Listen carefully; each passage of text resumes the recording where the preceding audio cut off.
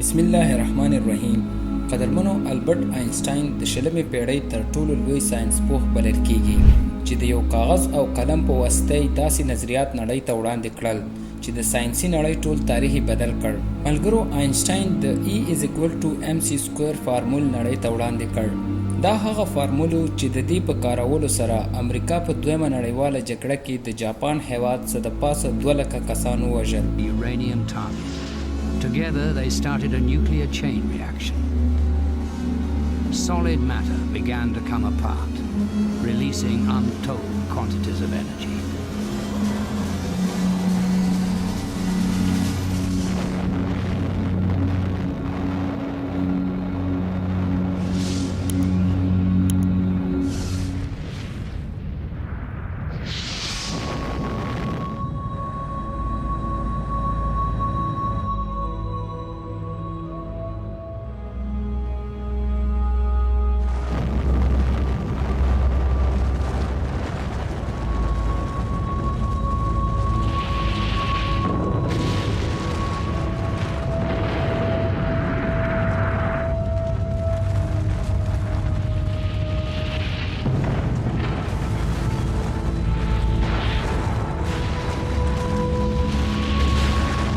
وروسته بیا آینسټاین له مرګه یو څو کاله مخکې ویل، ما تل د جاپان پر ضد د اتوم بم کارول غندلي دي، خو د دې ناوړه پریکړې د مخنیوي لپاره مې هیڅ هم ونه کړل.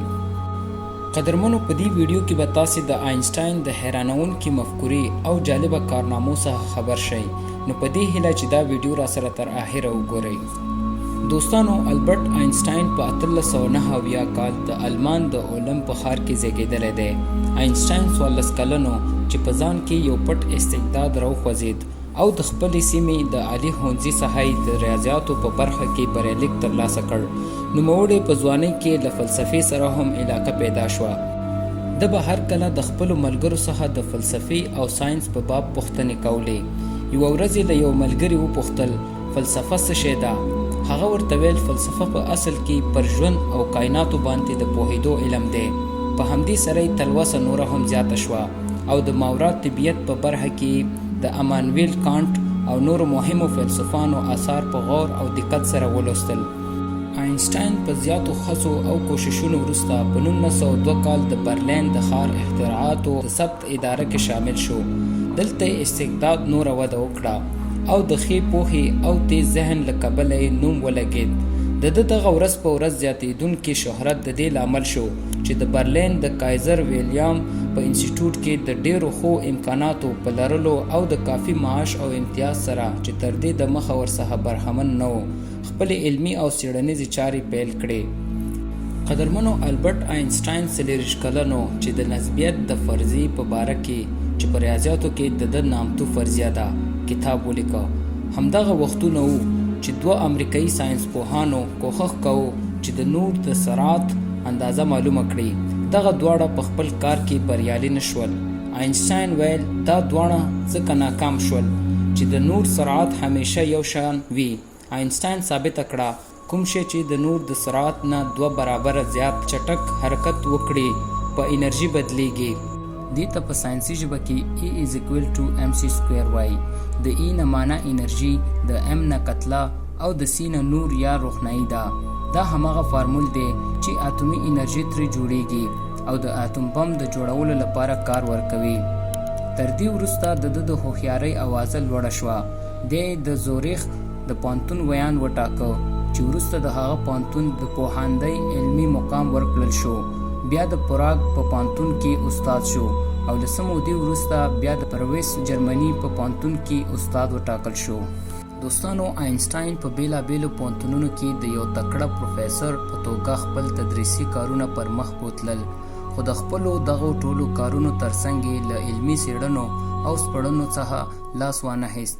نوموړي همدغه مهال د نیوټن د جاذبې عمومي نظریه تر نیوکې لاندې راوسته او د جاذبې د قوې او نجوم په محاسبه کې خپلې فرضیې وکارولې او د علم د دې برخې په څېړنه کې نسبت نیوټن ته ډېر اغېزناک ثابت شو. دوستانو، آینسټاین د فکر سړی و. هغه به هر کله په ژوند او کائناتو کې فکر کوو.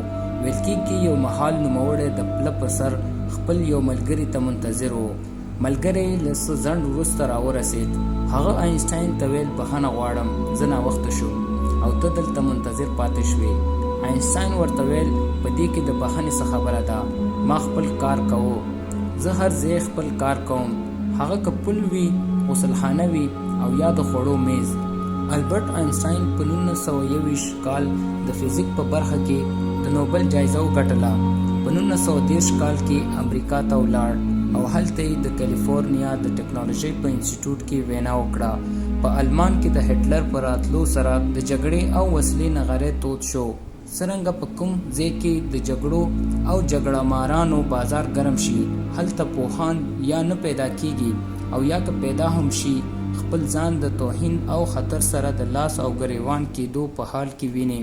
همدا سبب وو چې آینسټاین هم له خپل هیواده ووت، امریکا ته ولاړ او په 1940 کال کې د امریکا تابعیت ومنه او مالونه او سامانونه د نازیانو په لاس مصادره شول. آینسټاین د اتومي څېړنو له پیلوونکو څخه دی.